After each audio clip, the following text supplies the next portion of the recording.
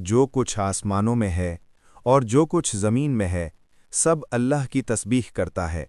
जो बादशाह है निहायत पाक, ज़बरदस्त और हिकमत वाला है।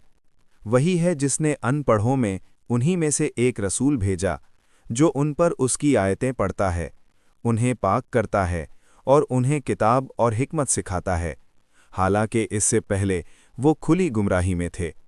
और उन दूसरे लोगों के लिए भी यही रसूल है जो अभी उनसे नहीं मिले। और अल्लाह ज़बरदस्त हिकमत वाला है। ये अल्लाह का फ़ज़ल है, जिसे चाहता है अता करता है, और अल्लाह बड़े फ़ज़ल वाला है। जिन लोगों पर तौरात का बोझ डाला गया फिर उन्होंने उसे न उठाया, उनकी मिसाल इस गधे की सी है जो किताबें उठाए हुए हो।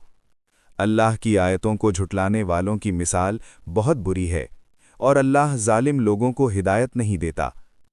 कह दीजिए, ए यहूदियों, अगर तुम ये गुमान करते हो कि तुम ही अल्लाह के दोस्त हो दूसरे लोगों के सिवा, तो मौत की तमन्ना करो अगर तुम सच्चे हो।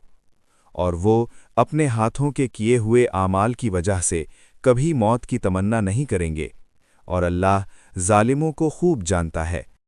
कह दीजिए, जिस मौत से तुम भागते हो वो तो तुम्हें आकर रहेगी, फिर तुम उसकी तरफ लौटाए जाओगे जो छुपी और खुली सब बातों को जानता है, फिर वो तुम्हें तुम्हारे आमाल बता देगा। ए ईमान वालो, जब जुमे के दिन नमाज के लिए पुकारा जाए तो अल्लाह के जिक्र की तरफ दौड़ो और ख़रीदो फरोख्त छोड़ दो, ये तुम्हारे लिए बेहतर है अगर तुम जानते हो। फिर जब नमाज पूरी हो जाए तो ज़मीन में फैल जाओ और अल्लाह का फ़ज़ल तलाश करो, और अल्लाह को कसरत से याद करो ताकि तुम कामयाब हो जाओ।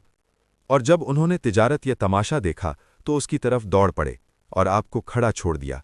कह दीजिए, जो कुछ अल्लाह के पास है वो तमाशे और तिजारत से बेहतर है, और अल्लाह सबसे बेहतर रिस्क देने वाला है।